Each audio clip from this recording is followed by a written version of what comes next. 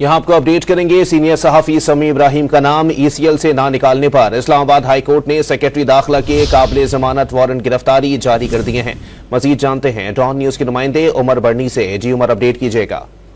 जी बिल्कुल, इस्लामाबाद हाईकोर्ट ने समी इब्राहिम का नाम ईसीएल से ना निकालने पर सेक्रेटरी दाखिला के काबिल जमानत वारंट गिरफ्तारी जारी कर दिए हैं। अदालत ने एसएचओ को हिदायत भी जारी कर दिए हैं। जस्टिस सरदार एजाज इसाक खान ने ये अहकाम जो है वो जारी किए गए। काबिल जमानत वारंट गिरफ्तारी जो है वो सेक्रेटरी दाखिला के पेश ना होने पर जारी किए गए थे। 2:30 जो है वो सेक्रेटरी दाखिला को पेश होने का हुक्म अदालत की जानिब से दिया गया है।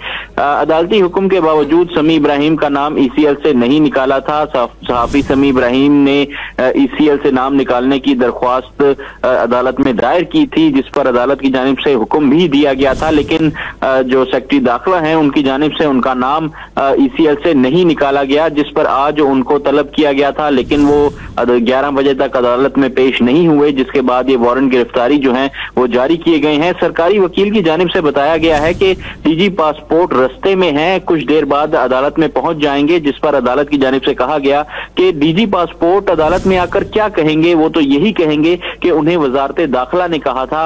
अदालत की जानिब से 50,000 के मचलके जमा कराने के एवज काबिल जमानत वारंट गिरफ्तारी ये जारी किए गए हैं और 2:30 तक जो है वो सेक्रेटरी दाखिला को अदालत में पेश होने का हुक्म दिया गया है। जी बहुत शुक्रिया उमर बर्नी अपडेट करने के लिए।